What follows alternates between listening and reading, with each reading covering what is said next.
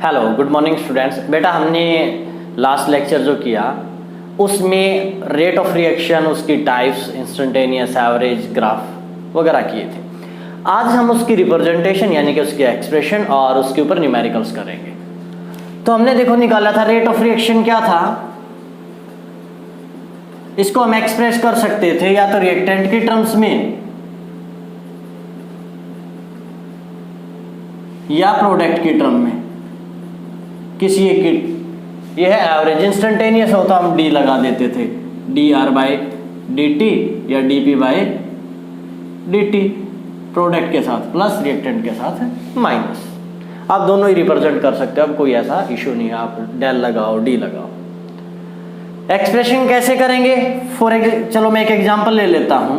कोई भी एक रिएक्शन है, ए प्लस बी, ये प्रोडक्ट दे रहे हैं सी प्लस डी। इनके कोई कोफिशिएंट हो सकते हैं। सपोज इसका 2 है, इसका 3 है, इसका 4 है, इसका 5 है। मैंने कुछ भी लिख दिया जनरल, ये कोई भी हो सकती है रिएक्शन। तो मैं इसको एक्सप्रेस कैसे करूंगा? हम लिखेंगे D by D T of, क्योंकि रिएक्टेंट है, जो भी यहाँ रिएक्टेंट है। अब इसको मैंने बोला डी भी लिख सकते हो, डेल भी लिख सकते हो, ठीक है, तुम्हारी मर्जी है। डी लिखो तो स्मॉल चेंज होता है, डेल लिखोगे तो लार्ज चेंज होता है, दोनों ही ठीक है, डी भी डेल भी। अब यहाँ पर क्योंकि ये रिएक्टेंट है तो क्या लगाओगे? Negative sign. जो आगे कोफिशिएंट है वो क्या आ जाएगा? 1 अपॉन। ऐसी नेक्स्ट जो कोफिशिएंट है 1 बाई नेगेटिव साइन रिएक्टेंट के लिए, डेल लगाओ या डी लगाओ, del by B by del T या D T is equal to क्या होगा? Del C by del T.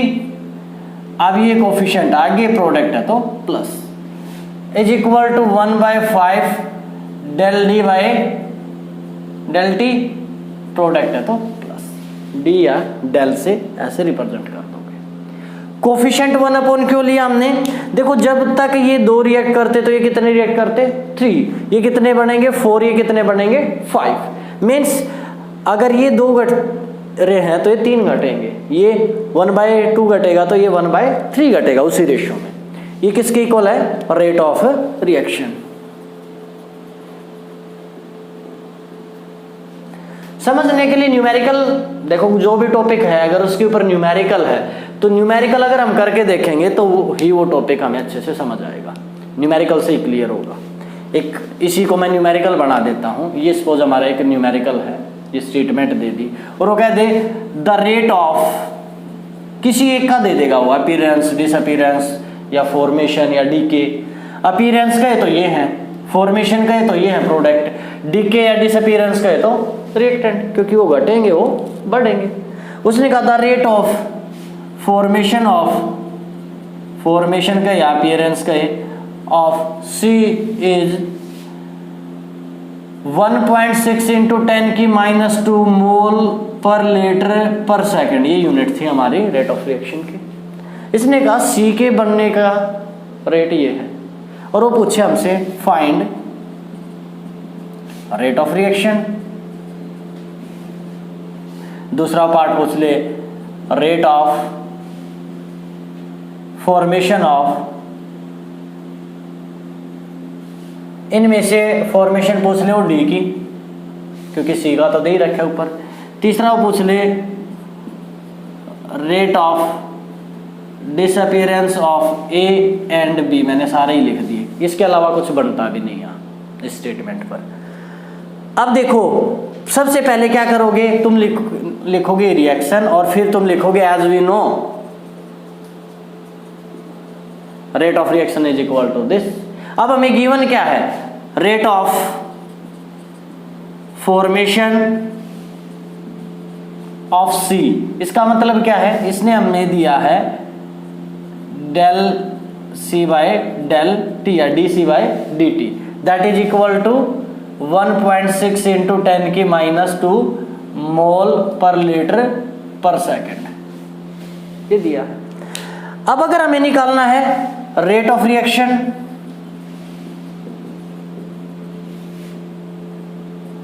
वो किसके इक्वल होगा? 1/4 डी या डेल जो भी दे रखा है del C by del T. अगर मैं इसके आगे 1/4 कर दूं तो इसके आगे भी 1/4 करना पड़ेगा, तो किसके इक्वल आ जाएगा, रेट ऑफ रिएक्शन के, that is equal to 1/4 1.6 10⁻² mole per litre पर सेकेंड।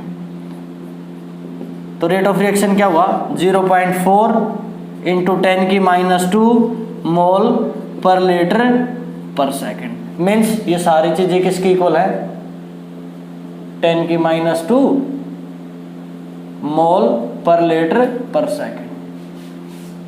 अब कुछ भी पूछे, उसने पूछा rate of formation of D, मतलब उसने क्या पूछा, बस हमें ये बताओ रेट ऑफ फॉर्मेशन या डिसअपीयरेंस है, तो उसका मतलब है जिसका भी पूछे डेल वही चीज अपॉन डेल टी, बस रेट पूछे तो कोफिशिएंट आगे आ जाएगा, इतना फर्क है।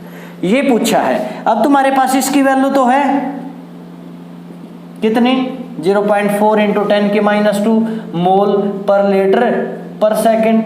निकालना क्या है हमें, del D by del T, तो ये 5 उधर जाके मल्टीप्लाई हो जाएगा, 2.0 × 10⁻² मोल पर लीटर पर सेकेंड। सिंपल है। वो हमसे पूछता rate of disappearance of A and B, मतलब उसने पूछा del A by del T. Del A by del T किसके इक्वल होगा, अब हमें पता है 1/2 del A by del T तो हमारा किसके इक्वल है, 0.4 × 10⁻² मोल पर लीटर पर सेकेंड। अगर वो पूछे del A by del T तो 2 उधर जाके मल्टीप्लाई हो जाएगा, ये हो जाएगा। ऐसे ही del B by del T पूछता वो किसके इक्वल होता, उधर जाके ये 3 मल्टीप्लाई हो जाएगा, 1.2 × 10⁻² मोल पर लीटर पर सेकेंड। मेन क्या, हमें फॉर्मेट समझ आनी चाहिए। कोफिशिएंट अपॉन आता है वो तो रेट ऑफ रिएक्शन है, अगर ऐसे दे रखा है तो रेट ऑफ फॉर्मेशन या अपीयरेंस या डिसअपीयरेंस की फॉर्मेट होती है। एक एग्जांपल और बता देता हूं मैं, बाकी आप खुद करोगे बुक में जो भी गिवन है। अब जैसे मान लिया, वो दूसरा क्यों बता रहा हूं मैं, कई बार वो ए बी से मैंने जैसे एग्जांपल बता दिया तो एक आध स्टूडेंट में भी ए बी पर ही अटक जाए। इसमें रिएक्टेंट क्या दिए हैं, प्रोडक्ट क्या दिया है, उसका हमें कोई फर्क नहीं पड़ता, हमें सिर्फ क्या देखना है, उसके आगे क्या कोफिशिएंट है। जैसे वो दे देता है N2O5 और ये टूट गया 4NO2 एंड O2, कोई भी एक रिएक्शन दे दे। अब ए की जगह ये हो गया, बी मान लिया इसमें नहीं है, ये सी है, ये डी है, ये ए मान लो, बी और सी मान लो, तुम्हारी मर्जी, कोई फर्क नहीं है। इसमें भी क्या होगा, मान लिया d/dt ऑफ N2O5 है, कोफिशिएंट में 1 आगे कर दूं, वो किसकी इक्वल आएगा, प्लस का 1/4 d/dt ऑफ NO2। ये ए बी का काम ये करेंगे, इज इक्वल टू क्या होगा, 1/1 का तो क्या लिखूं, एज इट इज छोड़ दिया, 1/1 आगे आ गया, प्रोडक्ट है तो ये भी प्लस। अब इसमें से भी मान लिया वो हमें दे दे rate of formation of O2 दे दे या फॉर्मेशन ऑफ NO2 दे दे, बाकी का अगर हमें निकालना है सेम तरीका है। इसने दिया rate of formation of NO2 is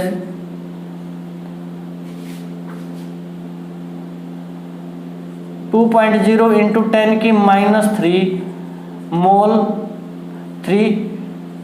mole per litre पर 5 सेकंड। थोड़ा सा ज्यादा इसको घुमाए तो क्या करेगा, एक आध जगह ऊपर सेकंड ना दे के ऐसे दे देगा पर 5 सेकंड। तो 5 सेकंड में ये है, पहले हमें क्या निकालना पड़ेगा, 1 सेकंड में, पर सेकंड निकालो उसको। तो NO2 पर सेकंड कितना निकलेगा, ये 5 से डिवाइड कर दो, 0.4 × 10⁻³ मोल पर लीटर पर सेकंड। अब ये क्या है, अब ये आ गया हमारे पास d/dt ऑफ NO2 कितना है, 0.4 × 10⁻³ मोल पर लीटर पर सेकंड। रेट ऑफ रिएक्शन क्या होगा, ये रहा, किसके इक्वल आता, 1/4 d/dt ऑफ NO2, वो किसके इक्वल होगा, 1/4 0.4 × 10⁻³ मोल पर लीटर पर सेकेंड, क्योंकि D by D T of NO2 ये है। इसके आगे भी हमने क्या किया 1/4, इसके आगे भी क्या कर देंगे हम 1/4। तो क्या आ गया हमारा rate of reaction 0.1 × 10⁻³ mole per litre पर सेकेंड। पिछले न्यूमेरिकल की तरह अब इसमें चाहे वो इसको पूछेगा तो ये 2 मल्टीप्लाई हो जाएगा, formation of N2O5 disappearance of N2O5 आएगा 0.2 × 10⁻³ O2 पूछे तो यही आएगा क्योंकि 1 है उसका फैक्टर। तो ठीक है, अब अगला पॉइंट आ जाता है इसमें factors affecting the rate of reaction. वो फैक्टर कौन कौन से हैं जो इस रेट ऑफ रिएक्शन को अफेक्ट करेंगे? चलो वो फैक्टर और कर लेते हैं। सबसे पहला फैक्टर तो होता है नेचर ऑफ रिएक्टेंट्स। कैसे? एक एग्जांपल देखो, अगर ये हो, ये बन गया NO2, एक हो CO प्लस O2, ये बन गया CO2। दोनों सिमिलर सी है रिएक्शन, लेकिन एक स्लो है एक फास्ट है, एक वेरी स्लो एक फास्ट। रीजन क्या है? अब वो किन फैक्टर पर डिपेंड करेगा? इनके बीच में जो बॉन्ड है वो कितना स्ट्रॉन्ग है, उसके टूटने के लिए कितनी एनर्जी चाहिए, नए बॉन्ड फॉर्मेशन में कितनी एनर्जी रिलीज होगी या कितनी वो कंज्यूम करेगा। बहुत सारे फैक्टर्स मिलकर डिसाइड करते हैं। तो रिएक्टेंट्स की कैसी नेचर है उसके according rate of reaction slow या फास्ट हो सकता है। दूसरा फैक्टर क्या है?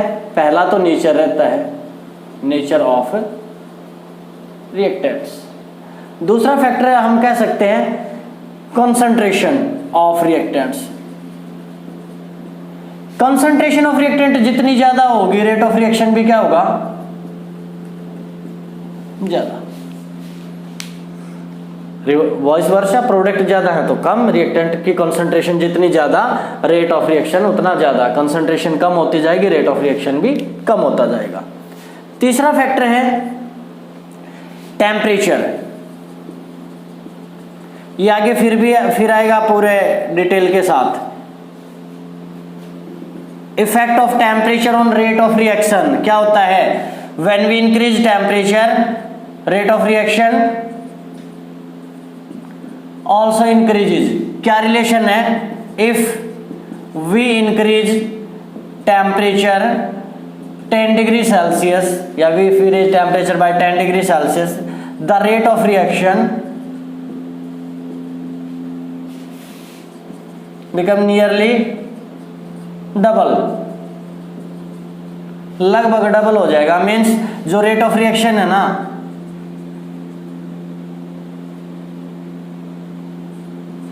जनरली 2 से कुछ ना कुछ ज्यादा ही चला जाता है, नहीं तो डबल तो चला ही जाता है।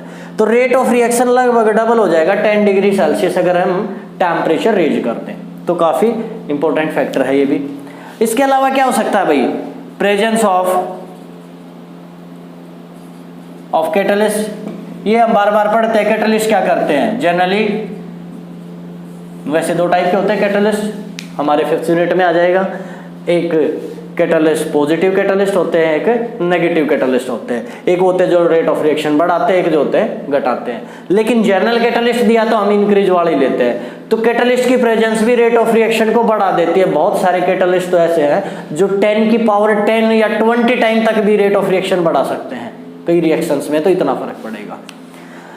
5th फैक्टर ले लो सरफेस एरिया। सरफेस एरिया जितना ज्यादा होगा तो रेट ऑफ रिएक्शन भी क्या होगा? वो भी बढ़ेगा। जैसे समझने के लिए तो कागज को हम फोल्ड करके आग पर डालें, जलने की स्पीड देखो, एक खोल के ऐसे रख दे। ज्यादा सरफेस एरिया अगर रिएक्टेंट का रिएक्ट करने के लिए अवेलेबल है तो रेट ऑफ रिएक्शन ज्यादा होगा। 6th वैसे इसको चाहिए, इसमें भी कंसिडर कर सकते थे प्रेजेंस ऑफ लाइट। जो भी ऐसी रिएक्शंस हैं जिनमें लाइट की प्रेजेंस चाहिए, जैसे फोटोसिंथेसिस है या H2 प्लस Cl2 2HCl, ये काफ़ी बेटर प्रोडक्ट फास्ट देगा या इजीली बनेगा प्रेजेंस ऑफ लाइट में। तो कुछ में लाइट भी एक इम्पोर्टेंट रोल पे करती है। तो ये कुछ फैक्टर थे। नेचर है, कंसंट्रेशन है, टेम्परेचर है, कैटलिस्ट की प्रेजेंस, लाइट की प्रेजेंस और सरफेस एरिया, जो हमारे रेट ऑफ रिएक्शन को अफेक्ट करेंगे। तो आज मेन तो क्या हमने पिछले टॉपिक पर न्यूमेरिकल करना है, एक बार ये फैक्टर को अच्छे से पढ़ लेना, ये माइंड में अपने आप आ जाएंगे बार बार जब प्रैक्टिस में आएंगे आगे के टॉपिक्स में। और मेन न्यूमेरिकल्स की प्रैक्टिस करो, रेट ऑफ रिएक्शन जो हमने कल किया था इंस्टेंटेनियस और एवरेज, उनके बारे में अच्छे से स्टडी कर लो। Thank you.